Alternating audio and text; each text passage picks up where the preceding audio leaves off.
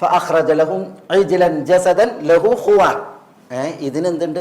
ഒരു ഖുവാറും ഉണ്ട് ഈ ജസദ് ആയിട്ടുള്ള ഇജ്ലിന് എന്നുണ്ടെങ്കിൽ അതിൻ്റെ കരച്ചിൽ. അപ്പോൾ അതങ്ങനെ ആ കരച്ചിലുണ്ടായി. അതായത് ഈ സാമിരി ഈ ഇജ്ലിനുണ്ടാക്കിയപ്പോൾ, ആഭരണങ്ങൾ കൊണ്ടുണ്ടാക്കിയപ്പോൾ പിന്നെ അതിന് കാറ്റേറ്റിട്ടുണ്ടെങ്കിൽ അത് പിന്നെ ശബ്ദം വരുന്ന രീതിയിൽ അതിന് ഉണ്ടാക്കി എന്നുള്ളതാണ്. അപ്പം അതിൻ്റെ ഒരു ഭാഗത്തിലൂടെ കാറ്റ് കയറി മറ്റൊരു ഭാഗത്തിലൂടെ കാറ്റ് പുറത്തു പോകുമ്പോൾ, ഇപ്പോൾ നമ്മൾ പി കുളിക്കുമ്പോൾ ഉണ്ടാവും ഒച്ച ഉണ്ടല്ലോ, അതങ്ങനെയാണല്ലോ, കാറ്റ് തട്ടിയിട്ട് പിന്നെ എന്താണ്, അതേപോലെയാണ് അതിനെ നിർമ്മിച്ചത്, അതുകൊണ്ടാണ് എന്നാണ്. അലാ കുല്ലിൻ ഈ ഇജ്ൽ അള്ളാഹുവിൽ നിന്നൊരു പരീക്ഷണമായിരുന്നു. ഇജ്ൽ അള്ളാഹുവിൽ നിന്നുള്ള ഒരു പരീക്ഷണമായിരുന്നു. അതുകൊണ്ട് തന്നെ ആഭരണങ്ങൾ തീയിലിട്ടു. അത് സാമിരി ഒരു പശുക്കുട്ടിയായിട്ട് ഉണ്ടാക്കി വാർത്തു. അതിന് എന്തുണ്ടായി? ഹുവാറും ഉണ്ടായി. അള്ളാഹു സുബ്ഹാനഹു വ തആല അതിനെ ഒരു പരീക്ഷണമായിട്ടാണ് എന്ത് ചെയ്തത്? നിശ്ചയിച്ചത്. ഫഅഖ്റജ ലഹും ഇജ്ലൻ ജസദൻ ലഹു ഖുവാർ. കാരണം ഈ ഇസ്രായേലിയർ ഈ പശുക്കുട്ടിനെ കണ്ടിട്ട് അതിനെ ഞങ്ങളുടെ ഇലാഹാണ് എന്ന് പറഞ്ഞ ആളുകളുണ്ടല്ലോ, അവരിതിനു മുമ്പ് ഒരു പിന്നെ വിഷയത്തിൽ പരീക്ഷിക്കപ്പെട്ടതാണ്. അവരെ കടൽ കടന്നിട്ട് അവരുടെ കാൽമ ഏറ്റ അല്ലെങ്കിൽ നനവ് ഏറ്റിട്ടില്ല, എന്നാലും അത് നമ്മളെ പറയുമ്പോൾ ആ നനവ് ഉണങ്ങണീൻ്റെ മുമ്പ് അവർ പറഞ്ഞിട്ടുണ്ട് ഇജഅൽ ഇലാഹൻ കമാ ലഹും ആലിഹ എന്ന്. അപ്പോൾ ആ ടീമാണ്. അള്ളാഹു സുബ്ഹാനഹു വ തആല പിന്നെ അപ്പോൾ മൂസ അലൈഹി സ്വലാത്തു വസ്സലാം അവരോട് ആ വിഷയത്തിൽ എതിർക്കുകയും അവരുടെ ആ തെറ്റിനെ ഓർമ്മപ്പെടുത്തുകയും ചെയ്തിട്ടുണ്ട്. അള്ളാഹു സുബ്ഹാനഹു വ തആല അവർക്ക് വീണ്ടും ഒരു പരീക്ഷണം ഉണ്ടാക്കിയതാണ് ഇത്. അതുകൊണ്ടാണ് ഇന്നാ ഫതന്ന ഖൗമക മിൻ ബഅദിക എന്ന് പറഞ്ഞത്. താങ്കളുടെ വരവിന് ശേഷം താങ്കളുടെ ജനതയെ നാം പരീക്ഷിച്ചിരിക്കുന്നു എന്ന് അള്ളാഹു സുബ്ഹാനഹു വ തആല പറഞ്ഞു.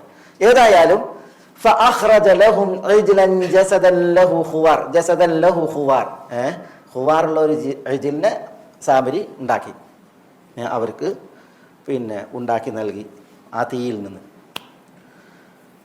ഫഖാലു ഹാദാ ഇലാഹുകും വ ഇലാഹു മൂസ ഫനസി. ഫഖാലു, അങ്ങനെ ഈ ഇജ്ലിനെ കിട്ടിയതോട് കൂടിയിട്ട് ഫഖാലു അവർ പറഞ്ഞു എന്ന് പറഞ്ഞിട്ടുണ്ടെങ്കിൽ ഇവിടെ സാമിരി മാത്രമല്ല, സാമിരിൻ്റെ കൂടെ കുറച്ച് ആളുകളുണ്ട്.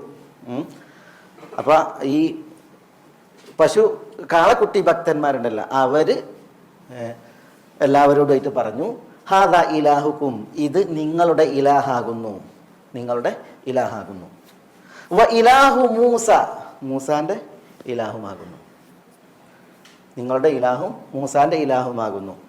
ഫനസി പെട്ടെന്ന് എന്തിനാ ഹാദാ ഇലാഹുക്കും എന്ന് പറയാതെ ഇലാഹു മൂസ എന്ന് പറഞ്ഞത്? കാരണം മൂസ അലൈഹി സ്വലാത്തു വസ്സലാം അവരെ പഠിപ്പിച്ചൊക്കെ ഇലാഹാര അള്ളാഹുവാണ്. ഇസ്രായേലിയർക്ക് പല ഇലാഹുകളും ഉണ്ടായിരുന്നു. അപ്പോൾ അതാ ഇലാഹു മൂസ എന്നീ ആളുകൾ ഒന്നായിട്ട് ഇതിൽ വഞ്ചിതരാകാൻ വേണ്ടിയിട്ടാണ് മൂസാന്റെ ഇലാഹും ഇതാണ് എന്ന് അവർ പ്രത്യേകം പറഞ്ഞത്. ഫനസിയ എന്നാണ് എന്താ? ഈ നസിയ എന്ന് പറഞ്ഞിട്ടുണ്ടെങ്കിൽ മൂസ അലൈഹി സ്വലാത്തു വസ്സലാമിനെ കുറിച്ചാണ് ഈ പറയുന്നത്. നസിയ എന്ന് പറഞ്ഞാൽ മറന്നു.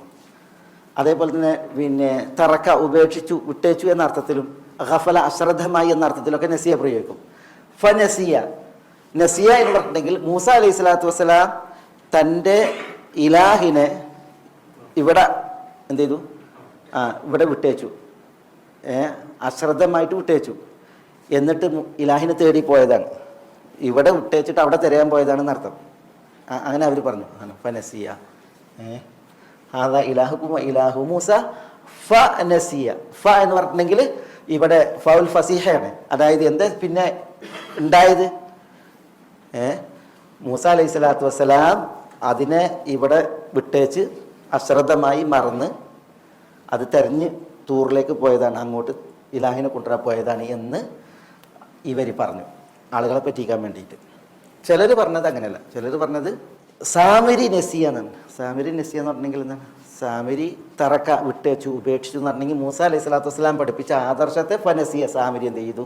ഒഴിവാക്കി, കൈ ഒഴിച്ചു. ഈ ആളുകളെ മുഴുവൻ എന്ത് ചെയ്തു? ഈ ഇജ്ലിനെ ഉണ്ടാക്കി കൊടുത്തിട്ട് അതിനെ ആരാധിക്കാൻ പിന്നെ കാരണക്കാരനായി എന്നുള്ളതാണ്. അവിടെ ഫനസി എന്നുള്ളത് മൂസ അലൈഹി സ്വലാത്തു വസ്സലാമിനെ കുറിച്ചാണ് പറഞ്ഞത് എന്നുള്ളതാണ് പല മുഫസ്സിരീങ്ങളും പറഞ്ഞിട്ടുള്ളത്. ഇതാണ് യഥാർത്ഥത്തിൽ മൂസാന്റെ ഇലാഹ്. പക്ഷേ മൂസ അലൈഹി സ്വലാത്തു വസ്സലാം ഈ ഇലാഹിനെ ഇവിടെ അശ്രദ്ധമായി വിട്ടിട്ട് തെരഞ്ഞു പോയതാണ് അവിടെ എന്ന് പറഞ്ഞു എന്നാണ്.